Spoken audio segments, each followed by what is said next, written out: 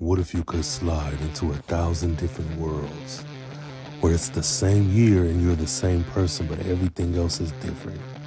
And what if you can't find your way home?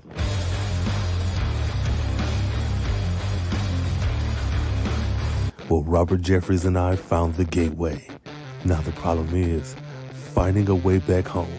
This is Stumbling Through the Multiverse, a Sliders recap with Rain Coleman and Robert Jeffries II.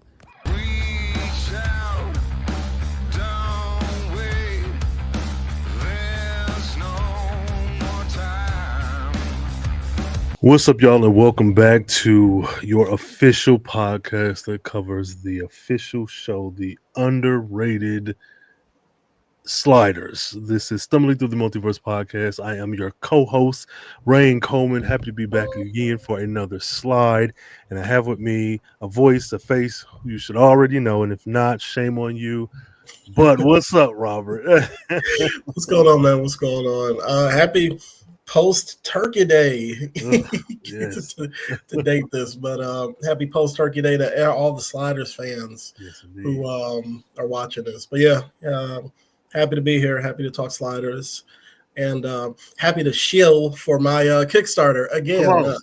We last episode mentioned that I had a Kickstarter going on for a comic book series that I write called The Fox Chronicles. It is about a black teenage girl from Atlanta who uses her cybernetic abilities to fight against human trafficking. So if you're a fan of Far Sector, Ironheart, and even something like Tomb Raider, we have a big space opera story, but at the heart of it, it's focusing on an issue that we're still tackling, we're still dealing with today. So action-packed sci-fi story where you learn something, so edutainment. But we have 10 days left in the campaign, so if you can visit the link down below, there we go, down below. It would definitely help us. You can pledge at whatever tiers, whatever level you can, or even just share it. But yeah, this is, Dr. Strange say, we're in the end game now. So we was it one of 14 million possibilities. So we need that one. But yeah, thanks for everybody who's shared the campaign, who has pledged the campaign. And just check it out and give it a shot. Yes, indeed. Those links will be in the show notes. Make sure to check those out. Make sure you share, support, etc., etc., etc. What a time! What a time to be a nerd! What a time to be alive, Lord! And if you like Sliders, I don't know if it's Sliders adjacent, but if you like Sliders, then I'm sure you'll like it. So. Yeah. It's a science fiction. The Sliders be knocking people out, so that's what Autumn does. She spends 2 issues knocking motherfuckers out. So there we go. And hey, we don't know she's not a slider. I mean, exactly. There's a possibility. Exactly. Oh my God! Yes, definitely check out the link and support Robert. we are. I don't know, man. I'm all okay. This season has been an interesting season. I'll say that. And you mentioned something before we started recording. That's exactly how I feel, which is so odd. But these next 2 episodes, season 3, episode 8 and episode 9, The Fire Within and The Prince of Slides, were interesting. I will say I'm always Queen's biggest hater. But that aside, I had fun, and it was. It felt like season 1 and 2. Yes. Like it was like we back, man. We back somewhat. Yeah. So yeah. Season 3, episode 8, The Fire Within. For this episode, and again, this is the first time, despite me watching this several times, this is the first time I've read this synopsis, which is the Sliders discover a place where the substance of fire has a mind of its own. What you got for me? So, as far as initial thoughts, I, like you said, when I started this, I remember when I started this episode, I remember this being a fun one, Mm-hmm. in a kind of campy type of way, but not like campy where it's like horribly bad, but it's Yeah. just like, so that's what I remember. That's what I was thinking when I first got into it. And I didn't feel this like sense of like, oh, this one is going to be a slog, because Mm-hmm. there are episodes that I, once I start kind of rewatching it, I'm like, okay, this one was, yeah, it's going to take an effort, so Yeah. this one wasn't an effort watch. So, Mm-hmm. but as far as initial thoughts, what about you? I enjoyed it. I hate Quinn.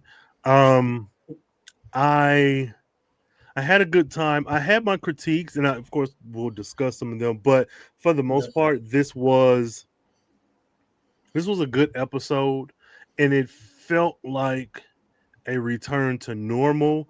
And I Mm-hmm. was cautiously optimistic watching it. Because I mean they were up to their same stuff that Yeah. you can complain about. And I say complain not to say the show isn't good, but just like, oh, why are you doing this? But it didn't, like, even that opening, oh, you didn't get the money and now we, Yeah. like, that, it was fun. It was fun. Yep. It didn't feel like, Mr. Brown, you're a bitch and we hate you so much. Like, it felt fun. And I was like, man, Like, where was this? why can't we get back to that? Like, Yeah, it was like these two episodes are like an island in mm, this in this yes. like sea of mediocrity that this Mhm, season 3 has been. But yeah. So since we got the new format, I'm gonna do like the quick recap and mhm. thank you to Chapman Glenn of IMDb because he laid it out and I was just like thank God for like as far as like the beats but Yeah. I'll make it quick. During the jump, the sliders encounter a world consumed by fire. As they wait for the next jump, a matter of seconds, Quinn sees some diffused object coming towards them. They jump through the portal as the thing follows them. They arrive in an oil town that has disturbing undercurrents of union and company actions. The flame creature reveals itself and begins burning everything, multiplying as it goes. As Quinn considers the events of the world, he wonders what is really going on. The sliders go to work at the oil refinery to get money and quickly become embroiled in union violence, because that's the thing. Quinn realizes the significance of the flame creature and its possible intelligence. The sliders realize they are responsible for bringing a flame to this world and they need to rectify things. Arturo and Quinn begin experimenting with ways to communicate. Meanwhile, Wade confesses to Rembrandt she wants to have a baby in the near future. And so that's it as far as like the recap. So as far as as far as the beat by beat, so where do you want to start? Or is there any specific thing you want to like kind of jump on? Well, the very first scene Mm-hmm. kind of frustrated me because it had me thinking we were getting some bullshit all over again. Yeah. They give us these fun worlds where it's like, is this a gambling world? Why are you, like, what's Exactly. happening here? And I know it's, again, I am giving it a little bit of grace being a '90s show, but like Rembrandt leaving the money on the counter, then Mm-hmm. them, rushing into the back. Like, I get that you were like rushing us past this world to get us out of here, but I feel like a lot of the worlds that they create off screen that we Yep. get a glimpse of are so interesting. Where Mm-hmm. it's like, where was this world? What the hell is even going on? Um, and this Rembrandt was kind of pissing me off because, like, y'all got, what did he say, like 10 minutes or something? But then, no, Mm-hmm. he said, well, I know we at least have 10 minutes, but I'm also like, can I be mad at him because 10 minutes to them could be an hour? You're right. They quick to say we're sliding in 4 minutes, and then 30 minutes of the episode has gone by. So I get it, but I don't know. I just that had me a little nervous until we made the jump, and then I was like, okay, I'm in for whatever this is. This weird little fire creature Mm-hmm. thing. Okay, you sold me. I haven't seen this from this show before, so that's really kind of a turning point for me because I was not happy with the show when the first scene. I was like, I don't know, I don't know. So Yeah, it yeah. was like I was like, is this Dave and Buster's world? because it looked like I just enjoyed the fact that Remy was getting a chance to have some fun. I mean, Yes. he was at the center of attention of all these people, like in this batting cage. So, to your point of like the I think it was a Dream Masters episode where they had the suggestion of the Mardi Gras world, and we only saw the beads, and it was just like, wow, it was wacky, and it was just like, well, we could have seen that.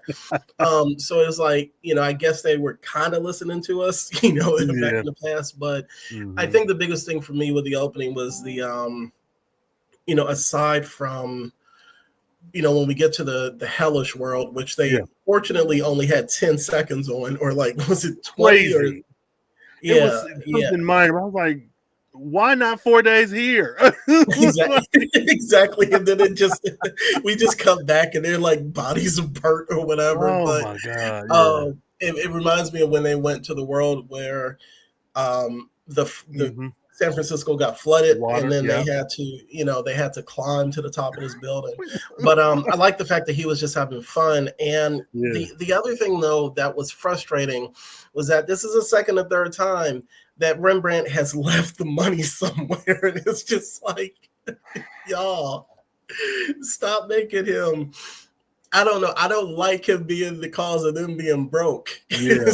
with this magical money that they could spend everywhere. Okay, so there. What was the other thing? Like we always talk about the CG, so like specifically with the fire creature, it grew on me.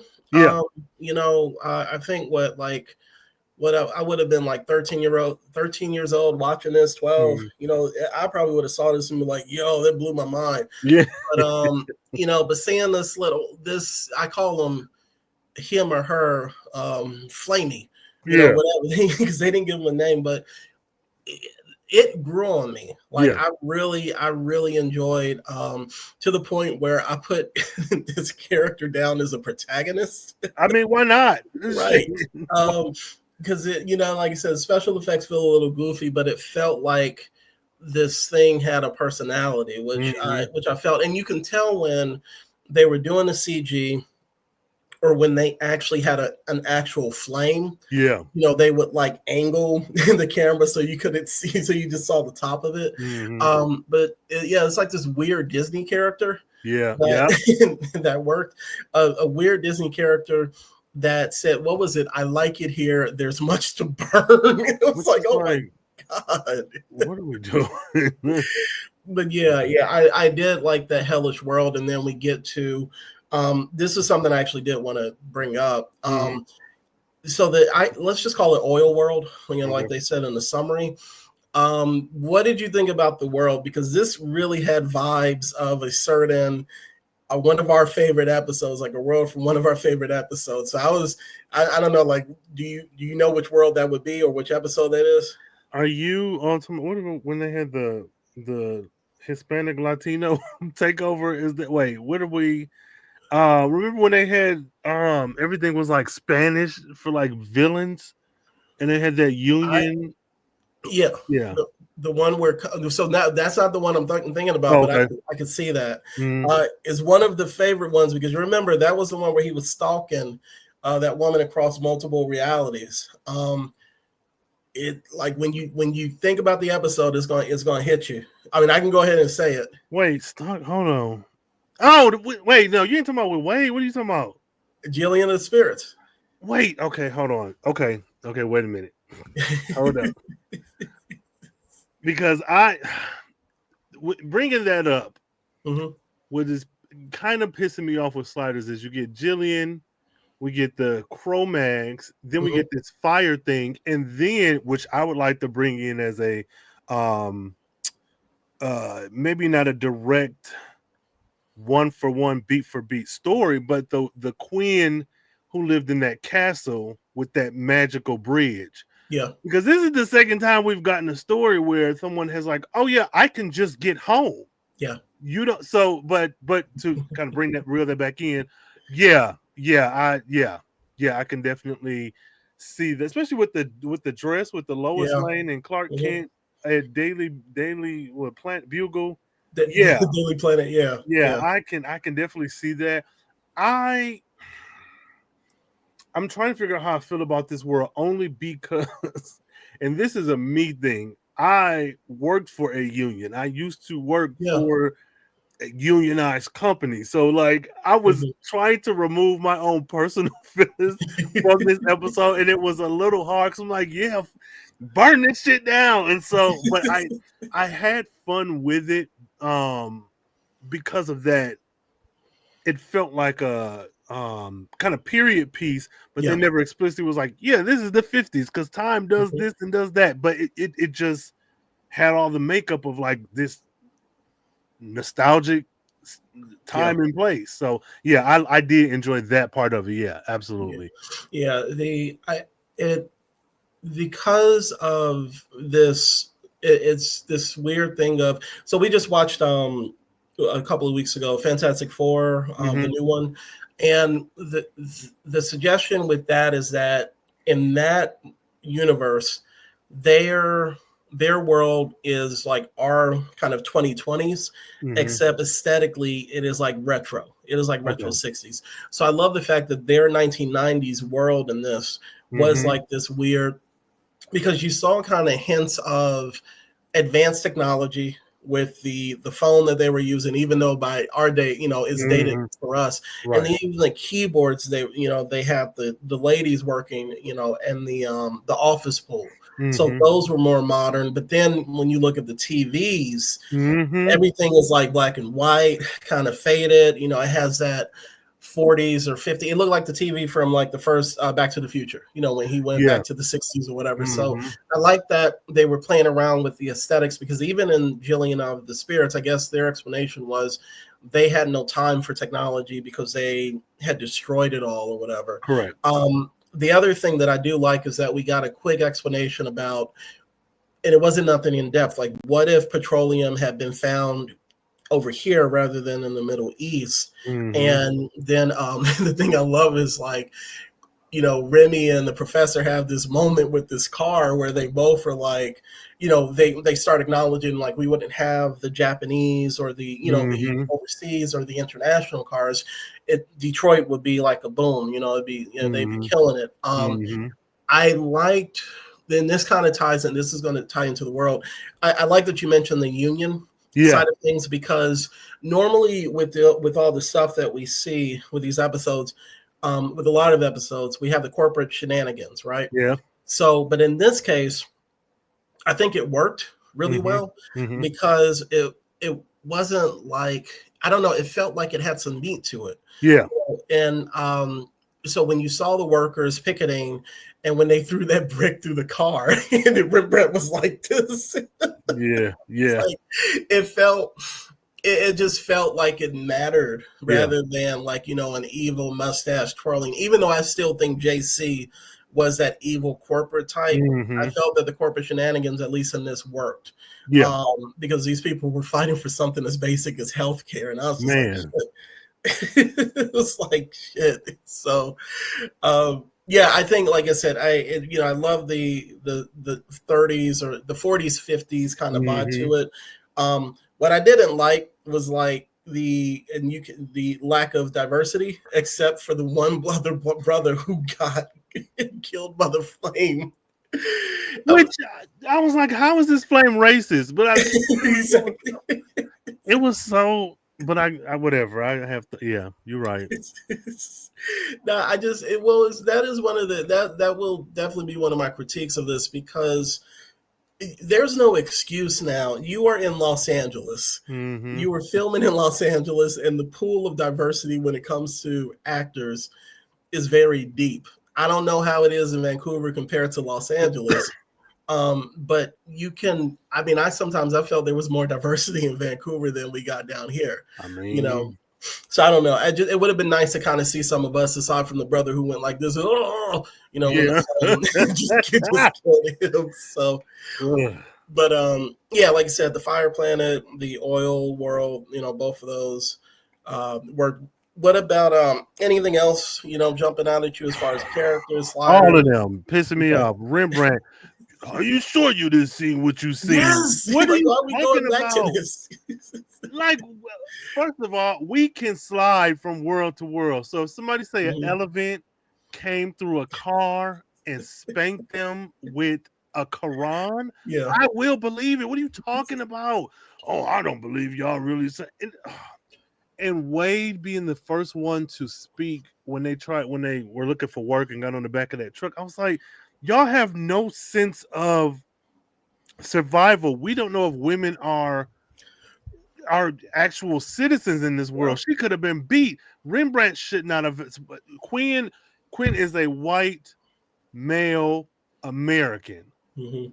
He should be approaching these people because odds are, with the world we live in and the worlds we've traveled to, he's probably going to be the safest to figure out what's. I was like, man, what if somebody had just shot her point blank in the face because women ain't supposed to be wearing pants? I was Mhm. like, no, they don't. And I know again, it's a '90s show and whatever else, and I could give as much grace as I can, but this happens all the time. Yeah.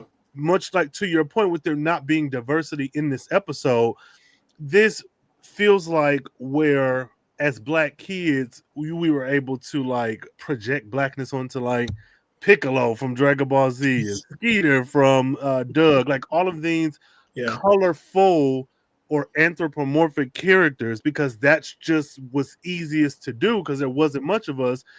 In that same way, I am now projecting a lot of my lived in experience onto the show. When you get Rembrandt is the only black person, which okay, whatever.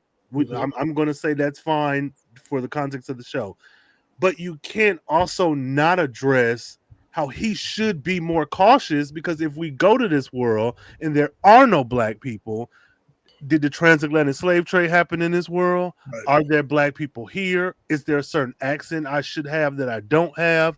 Where are the other black and he's never looking for them, but he always, let me kind of get ahead of us.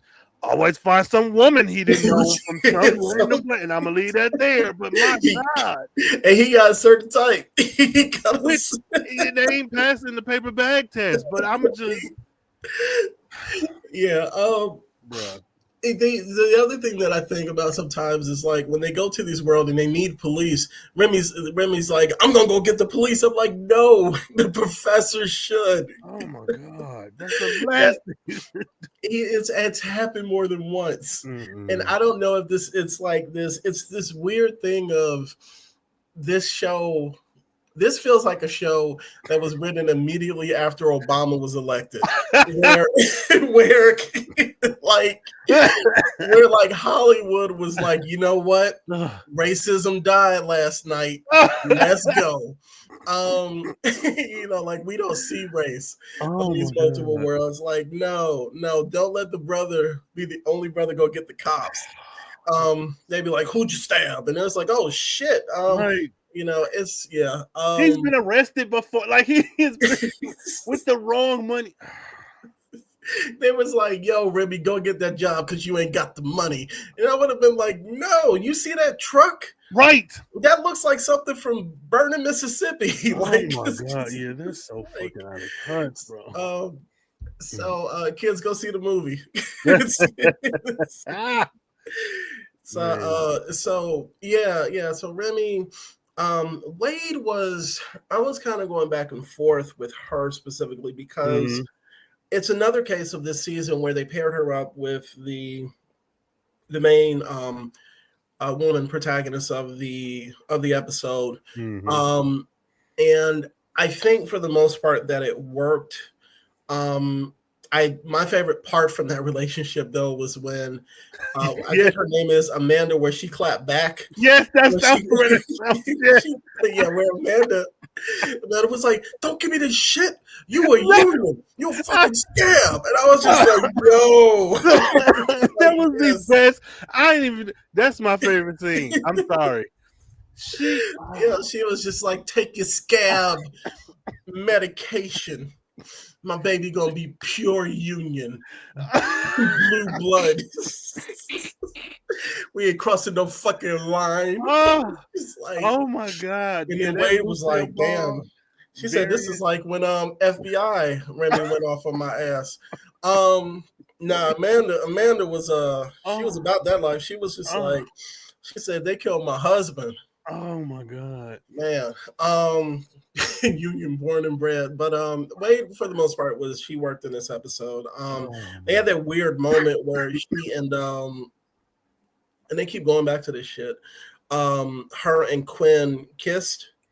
Like I said, what the fuck are we doing? Right. These are siblings at this point. Why are y'all kissing? Right. Like that was a moment where y'all should have hugged. And especially coming off of Dragon Slide, where she apparently not she, but Remy professed her love, his love for her, like because he was, I don't want to say brainwashed, but because what the psychiatrist said, you want to have relations with her. It was like, it was so inappropriate. The worst psychiatrist ever. But yeah, Wade, that moment between Wade and Quinn was weird. What about the professor? I mean, because as far as, before we get to your favorite, but like, what about the professor? How you think he did in this episode? I think he did okay. I think he was more toned down. I'm trying to think, because I watched this one. I think I watched the other one more. He was very much himself. I don't know if we've now strayed far away from like the mysterious disease he was cured from. Like, I don't know if that'll ever come back, but I think like as far as a return to normal for this episode being like a regular season 1, season 2 episode, I think he fit.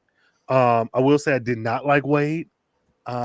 Because again, a motherfucker tell you, call the security. What do you have to lose? Just call a fake number. What do you have to lose? Yeah, I just thought a lot of shit she did, I was like, yeah, you're not right.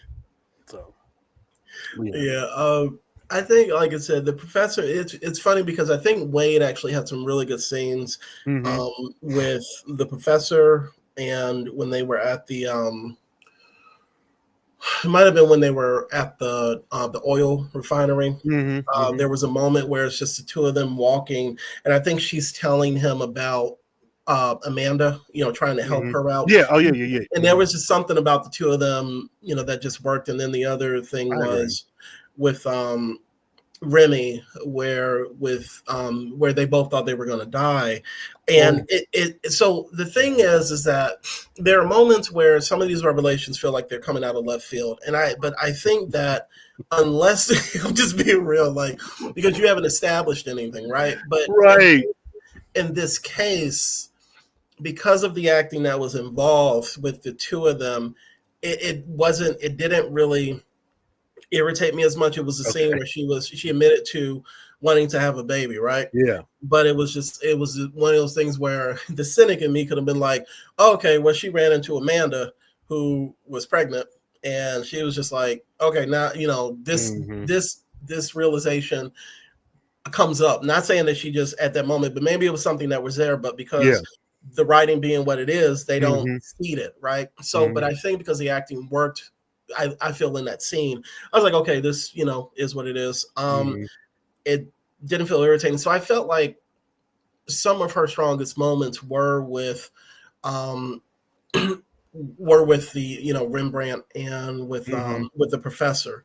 So and I like the fact that she wasn't as sidelined as we sometimes have, but because I think that is becoming she's becoming more active as far as being, central, to at least to the B plot or maybe to the A plot. And as far as Quinn, I don't know. I don't really have much to say. Like, outside of his fascination with the flame, I don't think we get much from him, in this episode. He's boring. Okay. And I'm not. I do not like Quinn, but my feelings about him aside, I think he's attractive and he is a decent actor, and I think that's what carries him for like 90s show. But honestly and truly, he's getting to be quite boring because it's this one note thing of I'm this handsome guy who has to either have my shirt off or have a love interest every episode, but I still got Wade in my back pocket and I know everything because I'm so smart. And so even him talking to getting to all of that science stuff, it was just like, there's nothing about his portrayal that makes me give a damn. I talk shit about the professor. He got that son he don't give a fuck about. He got Yeah. that wife. But the professor is flawed. And so Yeah. even though I have my issues with him, he's enjoyable to watch. Wade, and this is with the context of the show and the time period, and then taking it away and just saying like, oh, some of these people are poorly done. Even with my critiques about Wade and about Rembrandt, they're still interesting to watch. And in my hate of Quinn aside, he's starting to get very boring to me in one note. Yeah. Because of course he found out how to talk to the flame. Of course he did. This is like everything works out for him. Next thing he's going to be talking to some tools. Like nothing about his storyline here shocked me outside of the fact that there wasn't a woman who fell in love with him and he got pregnant. Right. Yeah. I mean, it's like, it reminds me of somebody like, so think about Cap, Captain America from the MCU. And they could have definitely, I mean, now let's say he doesn't stay perfect. It's that whole thing of where I think you do give him that arc where he goes against the grain. That's the thing. So like, and we don't have that for Quinn, right? Quinn never goes against like the perfect character type that they have given him. Like even in those moments where I don't remember what episode where somebody's like, "You're a killer, Quinn. I see it in you," and it was just like, no, he accidentally gets people killed. He doesn't like actively, reach into that darkness. So I don't know. It's just he was just there. I think I had a little fun with him and the professor doing their science bros thing in the alleyway. Yes, where they were excited, right? But yeah, that I don't know. That was about it. As far as like the side characters, like there was JC, he was a typical corporate bad guy.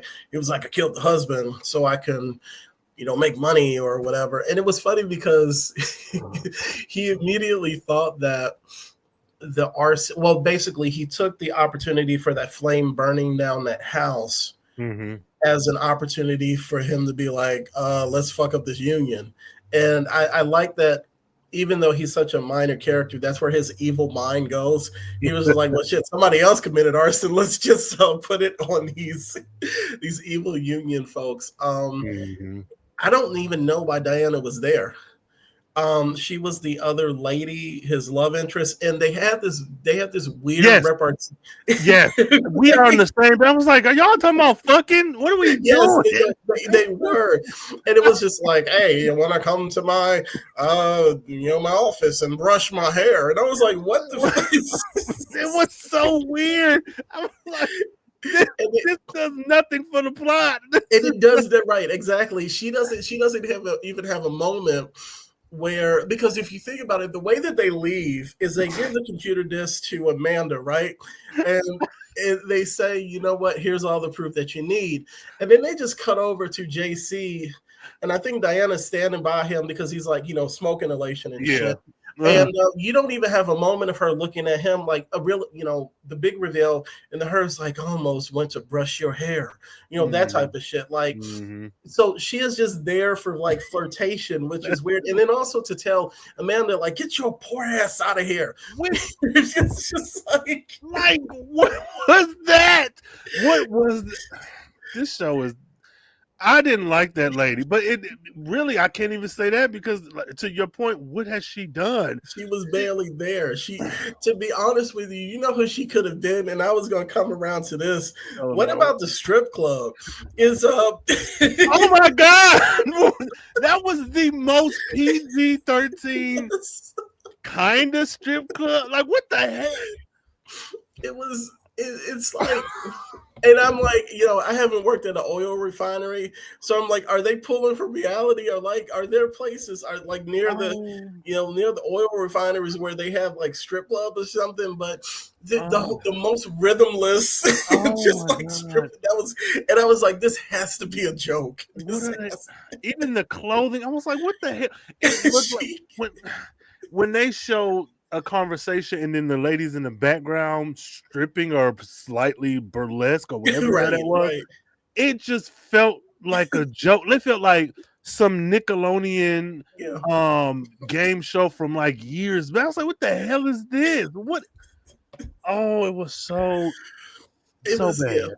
it was. Yeah, shout out to her. I should have found her on IMDb, but that's who Diana could have been. Yes, and honestly, I hear what you're saying, but honestly, that would have made her character much more interesting. You Yes, do this in the daytime, and then you go and you wear these right. plastic jackets at night. Like, Just I can only imagine the guys like, oh man, she's wearing the plastic jacket tonight.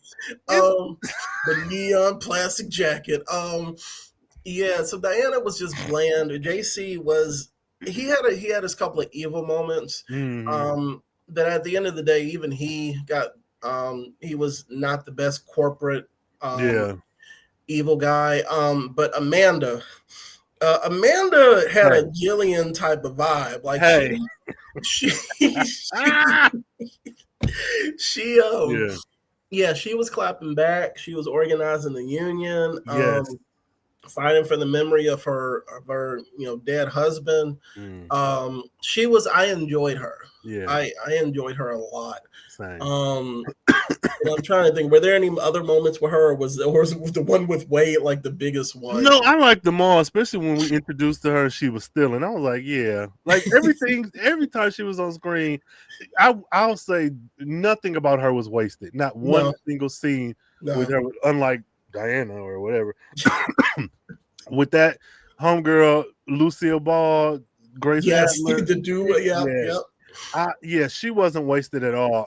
And I'll also say this: she felt real. Mm-hmm. Like I think with this show and a show like this, you could kind of slip into like not necessarily cartoonish or campy, but this like weird sense of like, yeah, my husband died, now I'm taking over, and it didn't feel like that. It felt like she she she was out there at the end cussing them people Yeah. out, not even Mm-hmm. knowing Wade was about to bring her Yeah. the information to help Mm-hmm. like clear her husband. And she was just like, "You motherfuckers are evil. You work for." Like she felt so. I don't know how else. She just felt real. Yeah. She Yeah. was just like doing her own thing. I don't know if she's like 1 month pregnant or a week because she ain't look like a piece of pregnant. She's definitely in the first trimester, but she was just like, "Hey, girl, I got a baby. Give my husband last check." Like it was just like, Right. "How did you get in here? You didn't even work here." Oh, Yeah. Yeah. I love her. She killed it. Oh my god. Trying to think if there's anything else. No, she was fun. I love it. Yeah, like you said, the Lucille Ball had. I was about to say hairspray hairdo. Mm-hmm. The funny little piece of information. Mm-hmm. That final sequence where they had the fire at that Okay. Remy and yeah, we can talk about that. But that was the backdraft attraction from Universal Studios. Yeah, no, they were getting good How about use. this? If we own it, we get money. They were like saving money, yeah, because like that was because if you notice the flames at the top, and I don't know if you Mm, remember Backdraft, but that was always the mhm. big effect that it seemed like somebody was controlling those flames. Yeah. Like they and so like there's a part in the episode. I know somebody watching this may call it bullshit, but you can see the flames at the top where it looks like they're kind of rolling in and rolling out. And Mhm. so apparently, like Universal Studios is like, okay, let's recreate this moment from this movie about firefighters getting killed by a serial killer who's a serial arsonist. And they were like, let's drive the tour bus through there and have people like, oh, this is great. I remember Well, watching that as a kid and that shit freaked me out. I was just like mhm. when I realized that it was a person doing that. But anyways, but yeah, this is at the back lot, Universal back lot in Los Angeles. But that whole sequence, like anything Um, jumping out at you with with that. well, most importantly, Johnny Storm showing up really kind of threw me for a loop Yes. because none of that seemed should have worked in this episode. But no, Wade and Remy, I always enjoy them together, Yeah. and they, I enjoy this because it's always like, my friends are going to get you, you're not going to get away with this. And that can be a little corny in a sense, but in this one, because it wasn't this huge scientific supernatural thing, it was quite literally like, yeah, we might burn, but you're Yep. going to be, it was Yeah. like, it was this, it felt like a movie, it felt like Mhm. the third act of a movie. And seeing them together, because we watched that HIPAA violation episode with that therapist, I truly thought Wade was going to say, I love you too, or something. I'm like, oh, girl, this Yeah. ain't, so they, I doubt it was intentional, but they really got me there. Yeah. But even seeing the physical acting, like being able to move from place to place, having this weird plastic jacket on and the flames, like all of that was exciting enough. And I truly feel like you could pull the moment where evil Clark Kent puts them in that room right before Quinn and Professor show up, and you show this to somebody 20 years from now, and it'll just look like, oh, that's a movie I want to see. What old movie is Yeah. this? So I like them. I like their care for each other. I wish we didn't get that. Oh, I love you so much, not sexually, but I love you. But no, I enjoyed that. I enjoyed that. Yeah. There. What was it? My biggest note for this was, I loved how. Okay, so Wildfire, for people who haven't watched this yet, the guy puts him in the main JC, the main bad guy, puts Remy and Wade into this warehouse that's burning, and his plan is just like, well, I'll set it up, make it look like the arsonist got inept at their job and just killed themselves, because with an explosion. And then also, so while that fire is happening, the fire department, and I don't know if it's the fire department that's at the refinery or if it's like, let's say the city fire department, but whoever it is, JC says, let it burn. So the fire department is like sitting outside waiting, right? And because my concern would be like, as a firefighter, I don't know. I mean, people may be in there, but also this is a fucking oil refinery that can spread, right? So the other thing that I love is that they show that people are still working. They go to the office pool with the secretaries or whatever, the stenographers, and there's a fire happening nearby, and they're just like still working. And the other thing that I love is that once he thinks that he's killed them, he goes to the Diana and says, can we brush your hair right now? And it's just like, time to have sex. I just murdered 2 people.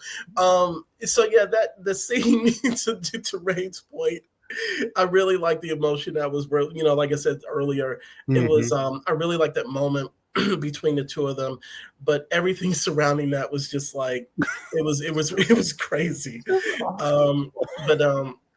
But I think that they got some really good use out of that scene. But yeah, what were you saying? Hold on. In that particular scene, when Quinn is like, hey, what's going on? And he's like, these are the scabs who are the scab firefighters that are there, so not the city ones, whatever. But the guy was like, oh, yeah, I don't know. Somebody, Wales and Brown is in there. So I was thinking, like, this makes no sense in the context of the show, because we know that they were, at least Rembrandt was working for and maybe I'm missing something. I'm like, we know that they're scabs, like we know that they're not union. So to be like, maybe it's like a double agent thing, but I was like, this fundamentally doesn't make sense, because you are all complicit in murder. Like you're not, like it's not. It was I don't know. That just, what hell, that whatever. I think the guy who said that was the one that when Rembrandt was driving his truck, he worked for the company.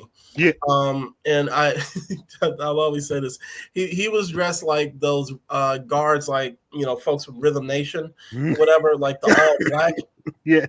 And so I was assuming that he was just, working for the company. But the fact that, like I said, he wasn't reacting to the fact that these 2 people were about to burn to death. And you knew who they funny. were. That was also like, whatever. Yeah. But yeah. I mean, I think, like, as far as breaking down the episode, I will say the only other thing I have left to say is I love how sadistic the fire creature was. That thing was just like, he was like, they hurt you. It's just like, yeah. Like, Yeah. But yeah. So I don't know anything else. No, that's it. I thought I didn't like the resolution of the flame arc because it was like, oh, if that thing can just go back home, and it said I can get you home, why are we just gonna like? Are we not gonna address this? It's the adventure, man. It's like Quinn said. It's all about the adventure. This is why Quinn is the villain. Everybody else needs to whoop his ass. Like, what do you mean you had a way home? We could have just took the fire with us to the next world. If it could just go home whenever, just bring it. That's it. I'm done. They're explorers. So the superlatives. What's your favorite and least favorite scene from episode 8? My favorite got to be homegirl Lucy cutting the fuck up, throwing them pill bottles and cussing out Wade. Yeah. Really, honestly, every scene she was in, but that one in particular, because when watching, I was like, oh shit, like it really threw me because I'm not used to maybe that type of carrying on, and especially not from a woman character. I think that's also a part of it, but that she wasn't some damsel, that she didn't just accept the. I mean, she ultimately, even when she came around, was like, okay, you can start by helping me pick these pills. Even that was like funny and human. So that was my favorite scene. That whole exchange between her and Wade. My least favorite. There could be so many. No, that's not fair. That's not true. I'll say my least favorite probably was Quinn getting the fire to talk. Because it felt like it worked. This was a fun, campy episode. I enjoyed it, but it also felt like 2 different episodes. Because I'm like, these are 2 very big things going on. And I think ultimately for me, the fire part of the episode failed to deliver. Like on the ending. Like throughout it was fun, but that ending just didn't work for me versus the union and the baby and all that. So I say Quinn even MacGyvering this way to speak to the fire, which is like, why would a fire speak English anyways, or whatever? Exactly. Like, you come from there wasn't a word, but yeah, that's my least favorite. Okay. My favorite scene was when the fire was taking out the bad guys. So when he apparently took out the only other black person in this world, the guard, and then when he went after JC, and I think at one point it told Quinn, like, I fuck motherfuckers up, but no, he so like when he took out the bad guys. Least favorite scene, but it's also a favorite, but it's the only one I can think about. Any scene with the stripper. So it was just like the dancing. The dancing was not the best, but it was in a way. So I don't know. But yeah, that's least favorite scene. What about your favorite and least favorite character? I don't know. Favorite. I'd have to give it to Miss Lucille. What's her name? You said I think Amanda. Amanda. Yeah, I would have to give it to Amanda. Again, she to me was the only person who felt real. She stood on her from that world, anyways, and she stood on her shit. Every scene, she has something to say. That woman got her money, got her check. She was my favorite. She really did what she had to do. Least favorite. As much as I want to say Queen, I don't think he was my least favorite. Damn, who would be my least favorite? I would put it at maybe Diana. And it feels unfair, but she, out of all the people, did not like, even the guy with the black Rhythm Nation outfit was like, yeah, they in there. And he like, and when they like every scene because I think it was only 2, the scenes he was in, like something like he made sense. But her, I feel like you could replace her with anybody. Like you could put a black woman there, a Chinese woman, a man, a cow. Like nothing about her role, like a fire woman. Like it's just like, yeah, I think she to me was the one who was the least needed. Because honestly, you could have eliminated her altogether and still had like when Lucille came in, you could have had a PA system saying somebody called police or something. Yeah, So yeah, she's my least favorite. cool. So Mm-hmm. for me, my favorite is the Flame. Ah, Um, she's my, he or she next to Amanda, right up there. yeah. But my least favorite was JC.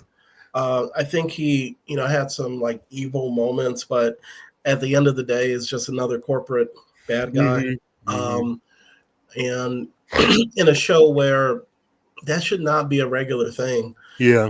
We should have some wackadoodle type of shit. Like, you're Mm-hmm. going to like alternate Earth. So, but yeah, JC just didn't, wasn't my favorite. So, Okay, that's fair. and how many rating out of 10 flames, sentient flames, what would you rate this episode? Honestly, I'll probably go with like a seven, Mm-hmm. 7.5, 7. I'm gonna stick with 7 because this was really fun, even though I have my issues with it, mainly Quinn. But yeah, it's 7, a Okay. hard 7. So for me, I'm at a 7. That's I'm fair. at a 7. That's fair. Yeah, it's getting back. So Hey, it's getting hey, back. fuck So Quinn, but we back. yeah, so hopefully they can maintain. So episode 9. Episode 9, The Princess Slide. You want me to just jump into the Please recap? do. Okay, so I'll just jump into the recap. Okay, so the sliders arrive in a USA that is a constitutional monarchy. We've been here before. Arturo is injured during the slide, and Rembrandt is mistaken as the Prince of the USA. I love this. The Prince of the USA. Complications set in when Lady Danielle has issues during her pregnancy, and the baby needs to be transferred in Rembrandt's body. Some years earlier, a virus swept the world, forcing all pregnancies to term during the second trimester. We've had another episode like this. Rembrandt can carry the baby to term, but will miss the slide to do so. Meanwhile, intrigue develops as Lady Mary appears to be behind a series of assassinations of the king and his children. Rembrandt begins to grow into his role as a prince and wonders if they should not tell Lady Danielle the truth and take his chances. Eventually, Danielle suspects Rembrandt, and he is forced to confess. We soon learn that Mary was hiding the truth of succession, and by eliminating other heirs, will be able to push her illegitimate son's claim. Mary's plan is uncovered by her son, George, and he forces her to confess. Meanwhile, the baby has come early, and Arturo is forced to do a successful emergency C-section. So,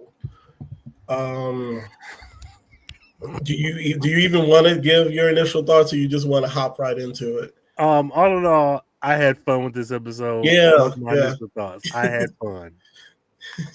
Okay.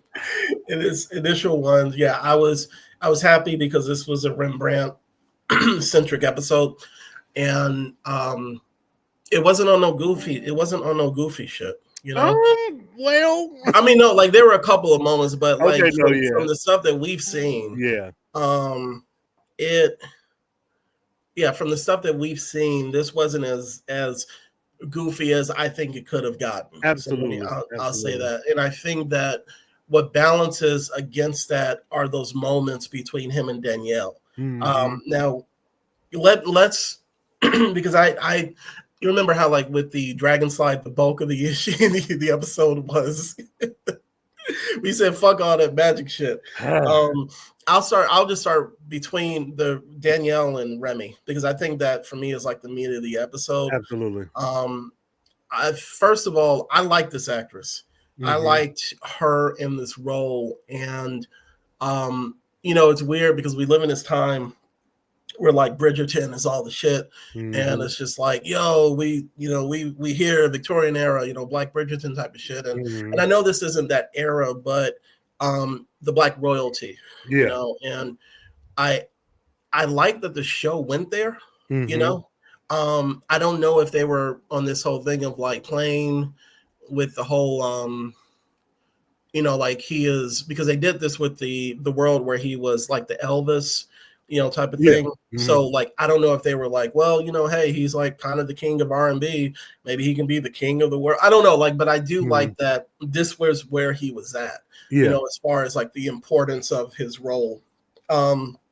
But specifically, I like the two of them together, even though this was yet another relationship that we just learned about in this episode. So, I don't know, like just general thoughts about the two of them, or I did like them. I enjoyed them. I think if you take just that first scene at the hospital, and again, this may be my running comparison, but if you take that first scene and we go forward 15 years in time, I think anyone else would be like, oh, this is a interesting show or movie. What happens here? Because to your point of like the seriousness, I do feel like because I've been watching the show consistently, I'm like, okay, this is whatever. This is some bullshit. They keep doing this all over again. But if you haven't, you would be like, oh shit, who's Danielle? What have they done before? Like, I think it would have got those gears turning. So I do think it was effective. And for me, they have chemistry, and I enjoy them to the point I wish we could see more of her, but we're not. But yeah, I enjoyed the both of them and their union. I enjoyed it. Yeah, I think and this might be a spoiler, but the scene that I really enjoyed was with where she had the realization that, that was done like exceptionally well. And let me get the sister's name. She is Victoria Mahoney. Her and Clavant did, and especially her, because she, it was this thing of like, and she directed The Old Guard too. She directed Lovecraft Country, The Morning Star. Okay, she's just been directing her ass off. She was in Power. She directed Power. Yeah, so like it seems like she's been doing a lot of directing nowadays. And looking at these pictures, yeah, wow. So shout out to Victoria Mahoney. But yeah, like that scene specifically with the two of them, I thought worked really well because you felt like emotion in there, between the two of them, and she was like, I know my husband. We may not get along all the time, but I know my husband. So that actually was one of those scenes that really pushed me to like really enjoying her role. And I think that in an episode that could have been done for like more camp or whatever, there was a sense of like seriousness, that she brought to this, like there were like, there was this kind of desperation. But yeah, that scene in particular was like, this is, I really enjoyed her, in this. Yeah, and as far as, like I said, Remy, I love that this was a central episode. What about the Remy 2 of this world, like the Duke? How do you think Clavant Derricks did in that role? I thought really well. This kind of episode really makes me sad for the show, and for Clavant and twin brother, because we don't get, and we may in the future of this show, but we don't get a lot of seriousness. And he has shown in several episodes that he has the range to give you a serious character, even if he was going to be the odd man out or the comic relief or whatever. The range is there, and I bought in, not just because we've seen two of him before, but I bought into the Regent and the Rembrandt, like them being two different people. I enjoyed him. I don't want to get too far here, but I hated the way that he was not treated, not necessarily depicted through the show, but the way characters responded to him, though he had a very legitimate and valid excuse as to why he did the things that made them react so negatively to him. And I was like, what? So, but yeah, I liked him. I enjoyed him. I think what was the other episode where the I don't think it's called Goodfellas, but the mobster episode where he got a chance to play the head of the FBI. Yes, that's the one. Yeah. This one is kind of in that. It's definitely in that vein. Mm-hmm. And even that conversation where he's talking to himself about, our Remy is like, you have to appreciate, your, I'm forgetting her name, Danielle. Mm-hmm. Oh yeah. Mm-hmm. Yeah, that scene worked because it's just him working against they didn't bring his brother in, for this episode, so it was just Clement, acting against himself, or at least a body double or whatever. Yeah. One of the things that I did want to mention was, as far as like if we're talking about the sliders, so for some reason Wade's journal makes an appearance.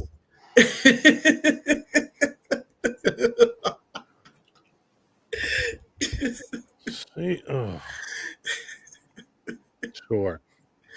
And Remy even like talks about it. He says it is just like the other sliders know, right? So it's this thing of like, he's like, oh, I haven't seen you do that in a while, and that's us. He was the audience.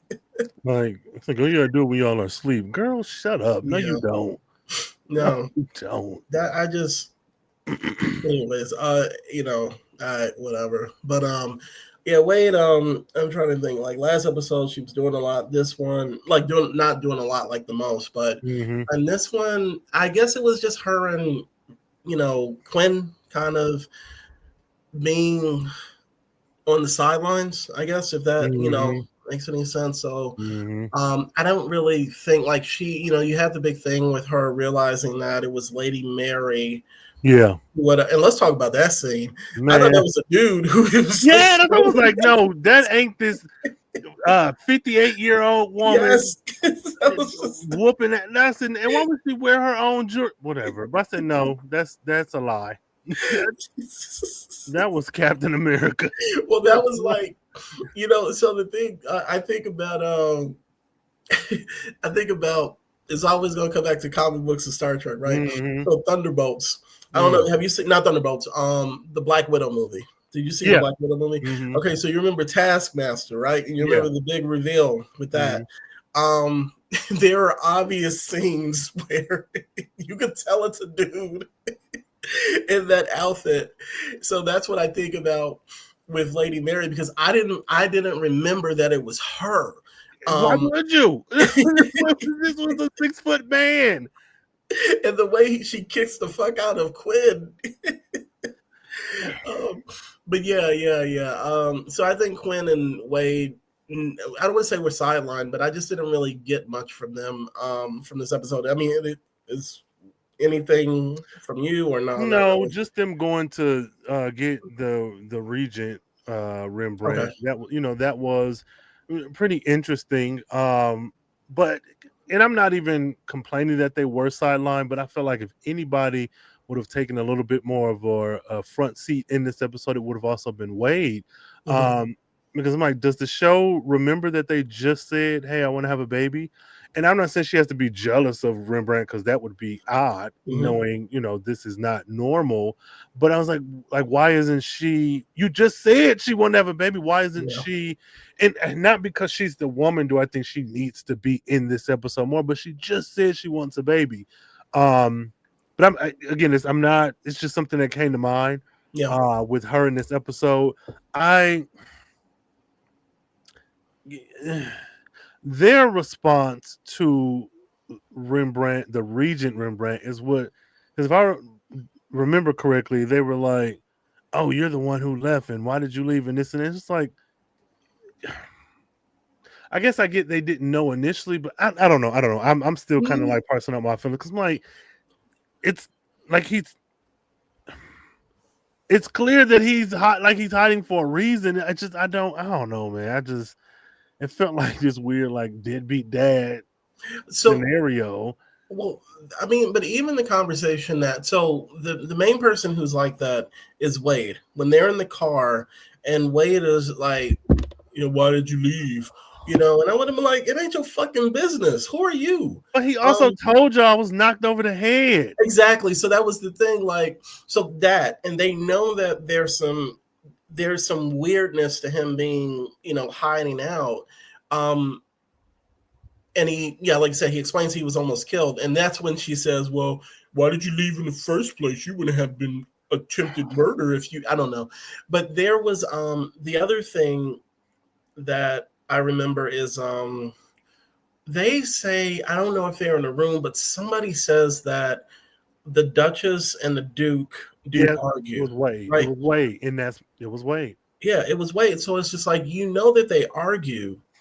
So, you know, and sometimes you just need to take a break rather than just sitting there. And that was the thing. Like, so that was a weird judgmental part. And I even felt that, I mean, I felt that our Remy was a little bit more justified with being like, you know, don't lose her. You know, so I Mm-hmm. could just understand it coming from him because he has Mm-hmm. that personal connection, but not you.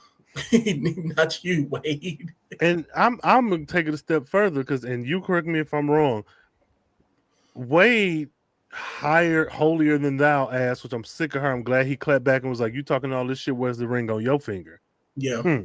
But she not only did she give him hell in the backseat of that cab, but also when it came down to keeping security out of that room, she was like, "Yeah, you know, because they're arguing because he was, you know, he was cheating. You heard the rumors," and it was like, I don't. Maybe I'm misremembering, but I don't remember anyone ever saying that in the show. Like in my mind, Regent Rembrandt and Danielle had issues because he was not born royal. She even said, like, Yeah. you know, he was a Mhm. common Yeah. Aladdin type dude.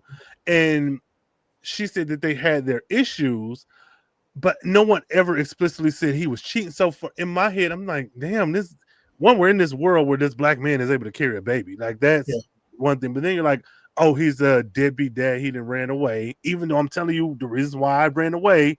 And then it's Mhm. like, also he's a terrible cheater. And I know there some grace has to be extended because it's a 90s show. But for me, it's like the one episode where you do something um supernatural, not supernatural, a little bit whatever It's odd, I'll sci-fi. I say, mean, with yeah. Rembrandt, with him and his pregnancy and whatever else, and then we get that, Yeah. and I'm like, if it was Quinn who was the one who had to carry this baby, would we have gotten those comments? Yeah. And it just felt like a microaggression. If I'm being, it's Mhm. like this weird ass thing, and I say that confidently because of the world where um you died at a certain age or something. What world was that where we got the way with the bad wig who put the gun Oh, on him? the In that world, we had yeah. Queen who of that world who was evil, and so when Yeah. Queen had to portray that version of himself, he didn't get like the responses to him weren't negative, these casually negative things in the Mhm. same way that they are against Rembrandt in this episode. I'm just like, God damn, what's the point? Like, Yeah. I don't know, man. I just Yeah. No, I mean, no. Like I said, I picked up on that also. Like as far as, so you're not the only one. It was this weird thing of like, it felt sometimes like, oh, you like you said, he's being a deadbeat dad, and it's just like they tried they are systematically killing people so that this this George, you know, the security mhm. guard could. So he was dealing with a lot. So I Yeah. don't know. Yeah, I think that the so the three of them, and then the professor is just like in his shit. He's just like, "Yo, let me talk to the health idiot way. Let me, Crazy. yeah, that was Crazy. crazy. That was Doing crazy. what? Yeah, I mean, he goes from like one episode where he's just like, you know, I love this Detroit car. It's, you know, this is so American. This is democracy. And then he gets here and he's just like, get my tea, woman. It is a, yeah. So I do like how he came up with that story of them being um Mhm. the Duke's like assistants or Yeah. staff or whatever. So, you know, I was quick thinking on his part, but I don't know. I mean, I think that he it's one of those things where I always feel like if you pair Rembrandt up with anybody first, it's going to be Wade, as far Yeah. as the scenes, and then close, a close second, or maybe in the first place is still um, the professor. So those scenes where it was just the two of them, I think Mm-hmm. worked really well. Mm-hmm. Yeah, because for the most part, like Remy just spent the entirety of the episode just sitting, right? Mm-hmm. So there Mm-hmm. wasn't much that he could do. But I felt that, for that, I think the professor worked. Yeah. But yeah, like his British pompousness came full force Easy. in this episode. And I'm trying to think of this. Yeah, as far as like with the four of them, there's nothing else really. Um, Before I forget, there's once again a little sliders trivia. One of the guards, the black guy, Mm-hmm. his name is Kevin Graveau, Mm-hmm. and he is a Marvel and DC comic book writer. Who, Oh. yeah, who I think he co-created the Underworld Mm. franchise. Yeah, Okay. yeah. So, but he used to Oh. do a bit of acting back in the day. So you would see him like, in the background, doing this thing. He was a regular in the background on D Space Nine as a security guard or as a security officer. So yeah, but shout out to Kevin Graveau in Sliders. So if I see him at a show, I'll be like, I saw you in Sliders. But Yeah. um, I think we talked about Danielle. Mm-hmm. Anything else you wanted to ask specifically about her?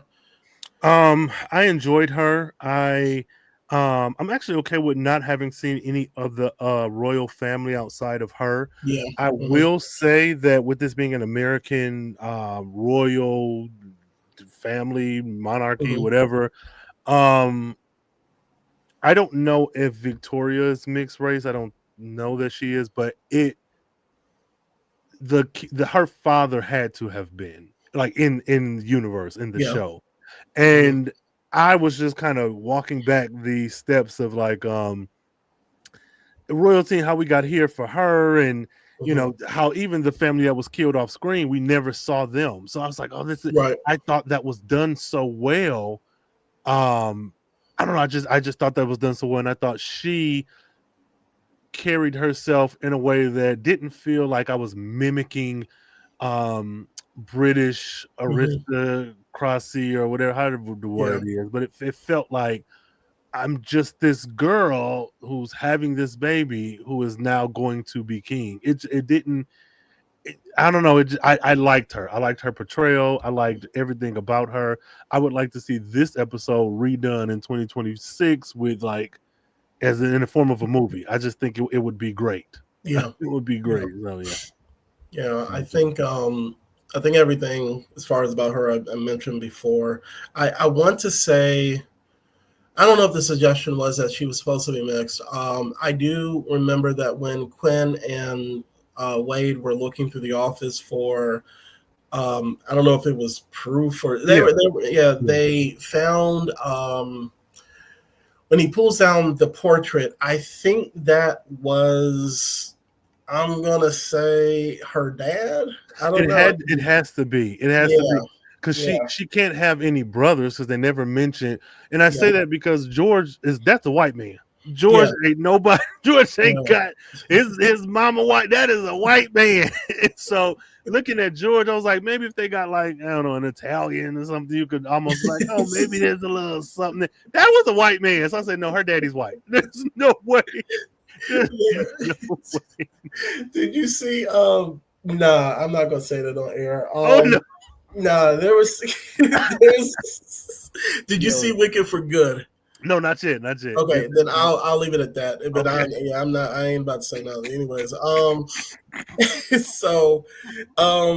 the thing also with the, let's say specifically, and this kind of ties into the world. Mm-hmm. Um, when they mentioned Monticello, Mm-hmm. I was just like, shit, that's where Jefferson was. That's Mm-hmm. where that's Thomas Jefferson's place. So the fact that they were yeah, exactly. So the implications of like, what is the alternate history of this world? The funny thing is that this feels like we're going, like my name suggests, we went to Monarchy America again. And I've I wanted to know more about this one, man. rather than the one that we went to in the first season. So it feels kind of like we're doubling up, but I'm like, shit, this could have been the first one.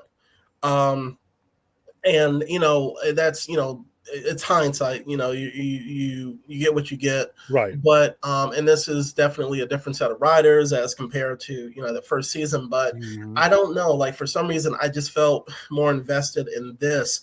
Absolutely. And because it's this thing of like, because you always hear these theories that the British monarchy got they got some color, and there's like a background as far as like it is not as white, or whatever. So I think like this American monarchy, or this Americanized idea of like the aristocracy, I think that's how you say it, is interesting. I just so, and also the lineage of like you said, who were the other folks that died? Like, they just burned the whole ass house down, and we don't know much about them. But the other thing is, we don't get into the lore of this world as much as we do in that world. We get a mention of the American Revolutionary Party, I think, and they're played up more as a terrorist group who just kill, because they get paid to, and then we get the mention of the virus, the virus that it says viral epidemic that destroyed a woman's ability to carry past the third trimester. So I don't think we get too much more about this world outside of those two things. Not really. Did it feel like a rehash, or did it feel fresh enough? No. I don't think either that or my memory is just shitty, but I don't think so. Because to your point, I did want to know, and my questions is, where does the slave trade fall in all this? When did the show have this? When did this monarchy start? Like what?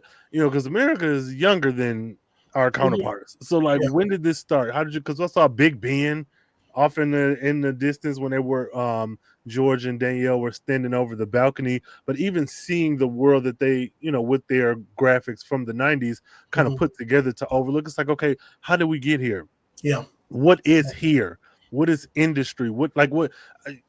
So I'm not 100% disappointed that we didn't get more, but it would have been nice, considering, again, America, a lot of our shit is built off of race, and not even simply talking about racism or slave trade or whatever. Just in general, a lot of it's built off of race. So to see Rembrandt in this home with this either mixed race or black princess and all this white staff, it's like they keep presenting things but like never addressing it, like the elephant in the room. like there's quite literally, like if I came on here with a hairpiece and we just didn't talk about it, like, okay, nigga, you're bald. Like what?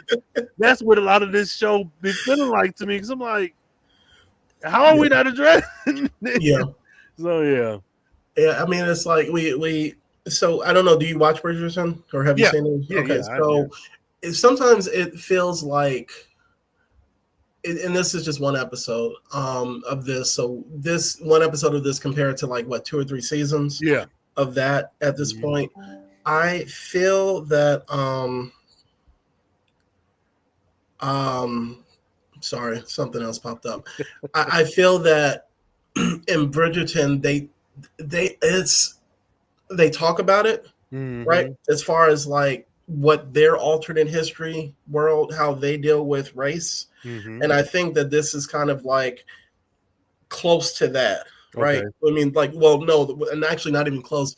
Is a discussion of race is non-existent. And in Bridgerton, it's just like, okay, we gonna, middle of the road. We still trying to appeal to middle America. You're trying to get these Billy's mom to watch. So, I can only imagine what this would be like in present day, that type of thing. So there, I think it's strangely enough that the conflict, we have this thing about, Lady Mary trying to get her son on the throne. And to the point where she just killing motherfuckers like left and right. Like Mm-hmm. I was like, damn, children, that Like, was that was ah, crazy. It's like, damn. Um, and then apparently, I think she was the one that started the rumor about Remy. Was she the one that started the rumor about Remy cheating on his wife? I think, probably, if more yeah, than likely, yeah, yeah. more than likely. I think she, and then like, but the last thing was that she was the one trying to smother her. I said the fact that she was the one trying to smother him was amazing because I was like, damn. So I liked her as more so than JC in the last episode. Actually, I think Mm-hmm. Lady Mary was she was literally killing it throughout the episode. So and I think that not since Logan St. Clair have we had a woman be the main antagonist of a Sliders episode. I mean, not that Mm-hmm. I could think of from the season. So I don't know, and maybe even before. I don't know. What were your thoughts about her? I liked her. This is one of those episodes that felt like it could have been its own thing. Like quite Mm-hmm. literally, this could be a movie in and of itself or a series or whatever. I liked her. Yeah.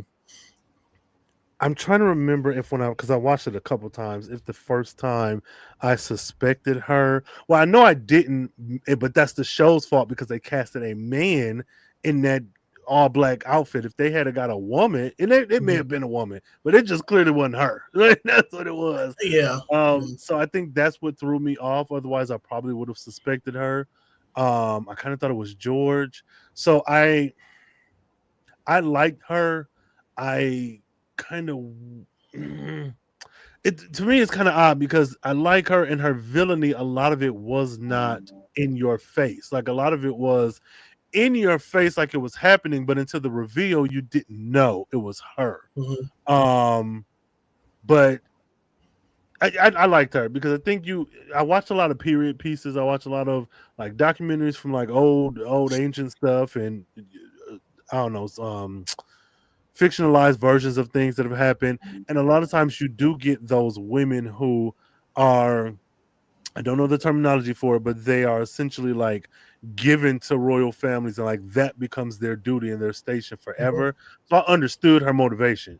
I was Yeah. like, all right, I get it. And I was impressed with her. How you got everybody killed? Like so yeah, like also get the hell out of here and go to jail. But like she was doing the thing. I was like, Yeah. all right, girl, I see you.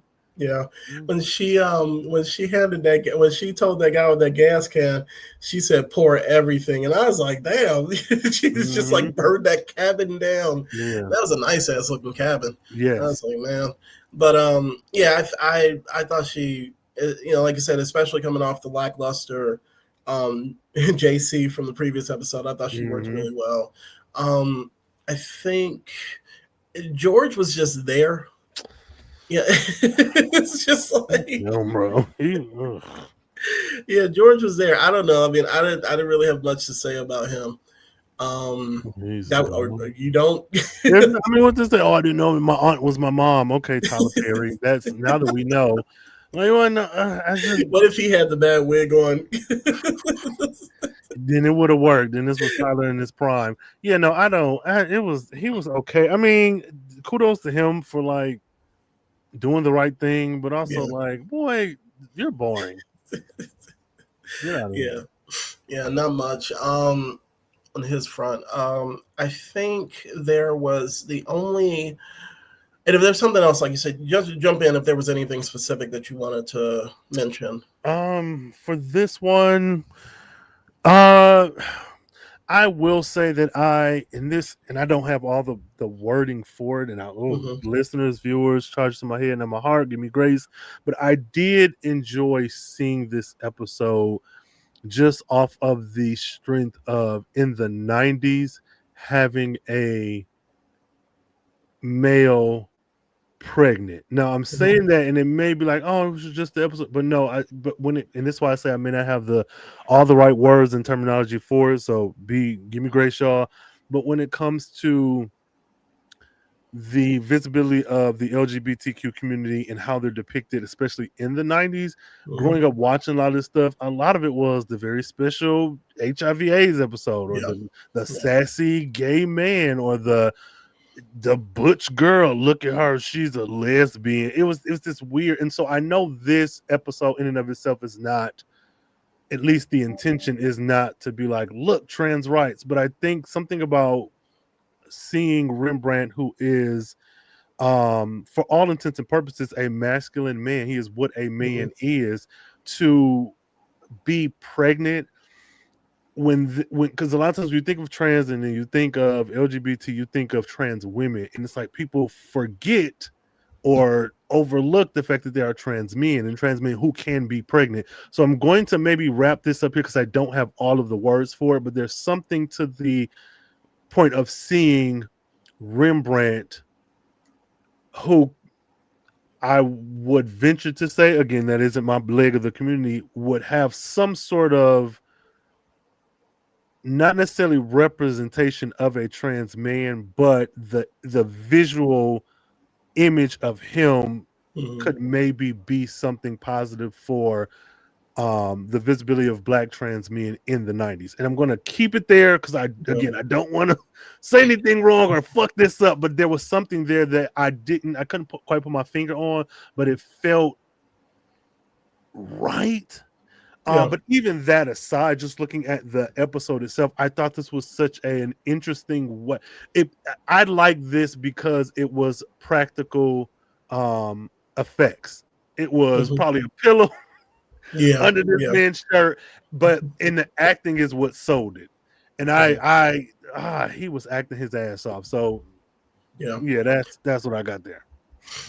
I think that when I was mentioning that, I was like, "There's no humor in this episode," but there is. You have the jokes about him having to constantly go to the bathroom, and then Wade, Uh-huh. makes a couple of jokes about him being pregnant, and not in a Mm-hmm. being mean type of way. But I think because to your point, he and the actress that played Danielle were Mm-hmm. acting their butts off, and there was a sense of seriousness to it. Mm-hmm. So I don't know. This is strangely enough one of my favorite episodes of his, Mm-hmm. um, because he just brings it. Um, I think the only thing I was going to mention was I wish that just to keep some continuity going, that the reason the professor had been in the hospital is because of his sickness, rather That's than crashing into a bee colony.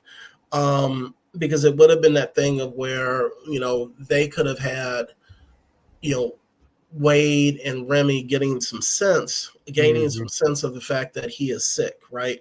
Mm-hmm. Rather than playing it for jokes, because we've had plenty of jokes where he crashed into a Frenchman and crashed into his baguettes. He's crashed into a few things. Mm-hmm. So it's just like this could have been that opportunity for them to do a callback, which they've done before. So I mean, it is what it is. Um, so yeah, so I mean, as far as this episode, I think that's it for me. I mean, as far Mm-hmm. as like any other big points or general points, so we can hop into the superlatives if you're Uh-huh. ready. Yeah.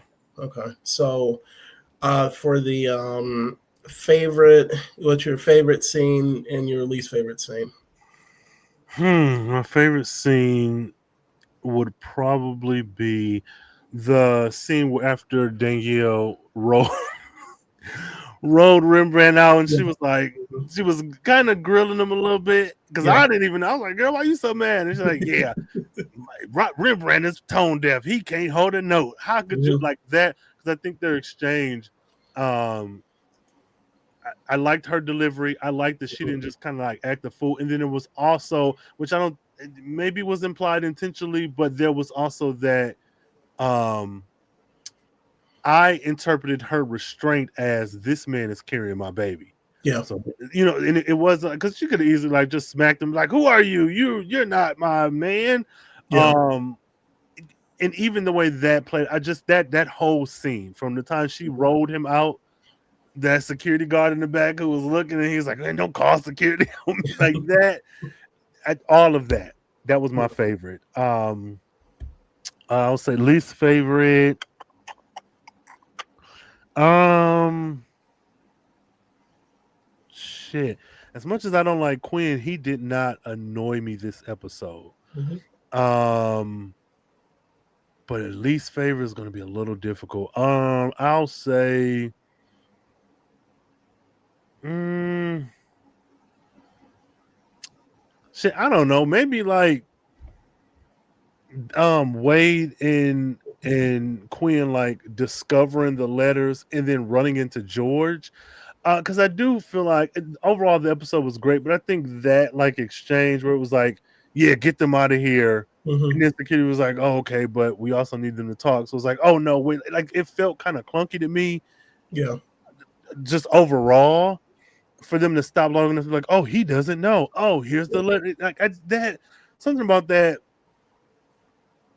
I think maybe if they had took away something else and fleshed out a little bit more, because like, Mhm. yeah, oh no, I found out my aunt is my mom, and it's because like George is like 40, George is grown, like, like that would shatter me. I'm like, what are you talking about? Like, yeah, my aunt is my mom, and she's trying to take care of it. And then like, it was so yeah, I have to say that just for that technical. It just didn't land well for me. So George discovering he's the illegitimate half brother of Danielle. Gotcha. Okay. So my favorite scene is, I'm just gonna double up, is Danielle's conversation about Remy. I mean, Mm-hmm. with Remy, about who he really is. Mm-hmm. That just worked like really, really well, Absolutely. for me also. And so my least favorite is going to be Judgmental Wade, in the car. So Judgmental Wade in the car. That I could have lived with Yo, that. yeah. It was, for the reasons we got into. What about your favorite and least favorite character? Favorite character, the baby. Least favorite, no. Favorite. Um, actually, this one is hard because I'm honestly torn between Rembrandt, the Regent Rembrandt, and Danielle. I think they all like in concert with each other was really, really good. But I'll probably give it to Rembrandt just Mhm. because, like you said, a lot of his scenes were sitting down or laying down, and you Yeah. still were able to um act well enough that I bought this. Yes, I know it's a science fiction show. I know you're not really pregnant, but like I bought it. Like there wasn't a point where I was like, this motherfucker got a pillow under his shirt. Like your acting sold me on what it is you were supposed to. So I'm going to go with Rembrandt for this one. Got you. Um, Uh, least favorite, I can't even say Lady Mary because she cut the fuck up. yeah. Um, I'll probably say I wanna say George, but if we're being honest, George was lackluster. Like even the Mhm. security guards who were like, "Oh, I'll get him for you, Lady Mary." They were like, they wasn't great, but they was in it. Mhm. George was just like, I, It's there. yeah, like I get people are loyal to the crown, so to Mhm. speak, but and I get and like married to me, I got motivation that I was given to them as a little girl. I've been uh consort or whatever all this time. The Yeah. king we had an affair, so there was some love there. Like I like her motivation, I get it. Him, it was like, no, mama, you're a terrible person. Like what I don't know. George was just like, you you okay, brother. I mean, whatever. Sure. I could take it or leave it. He didn't sell me. So boo. So for me, I'm doing something different. For my Oh, favorite character, it's ladies represent Danielle ah, and and Lady Mary. Like they both okay. were. I enjoy both of them. Their Hmm. portrayals, on both sides of the good and the bad side, as Yeah. far as the coin. So, um, for many of the reasons that we got into. Hmm. And least favorite, I'm once again piggybacking George.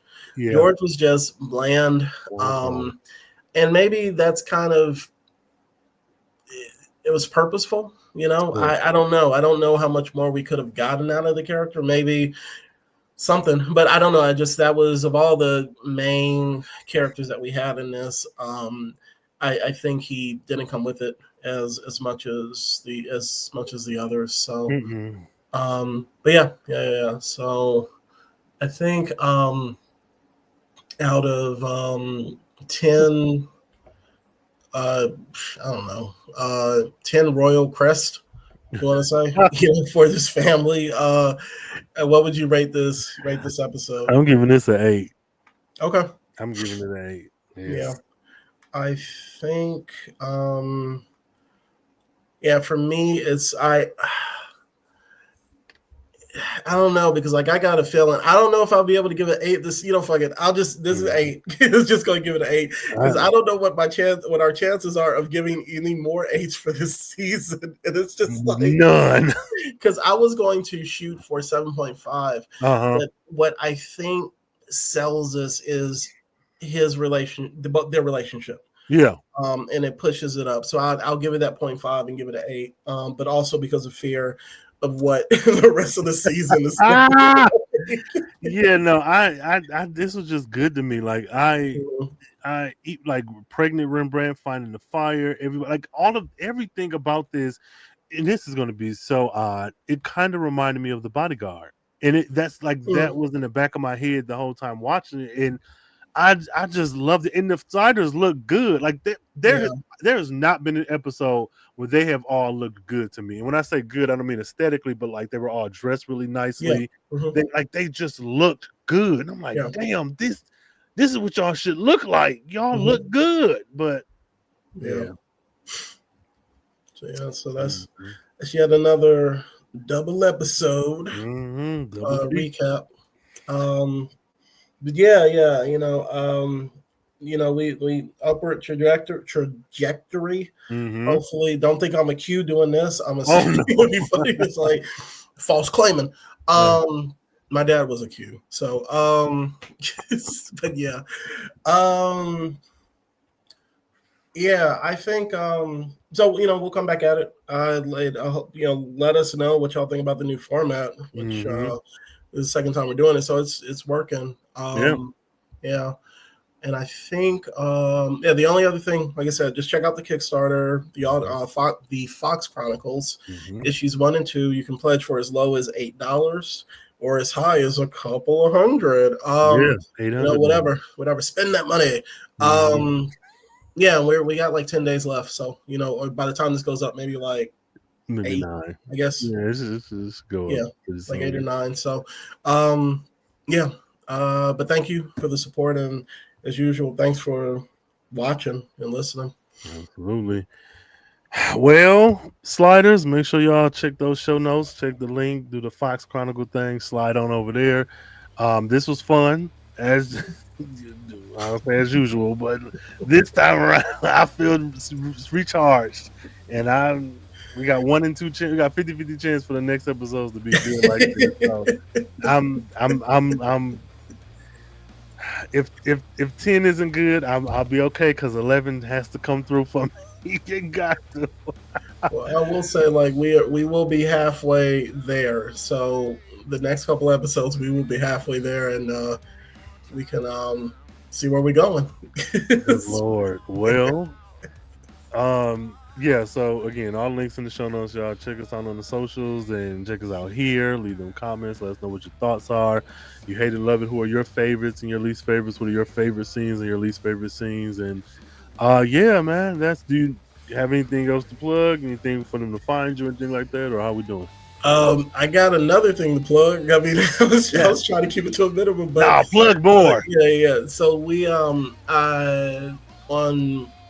last month had a couple of I did some writing for a tabletop RPG called The Amazing Universe, and it's a superhero thing about like Dungeons and Dragons, but this is done in like a comic book style world called The Amazing Universe. And I wrote 2 short stories that are based in this universe, based on some of the characters. So one is focused on 2 characters, Onyx and Rebel, and the other one is focused on, and they're more of like kind of the street level thing about Daredevil, type of book, Batman type of book.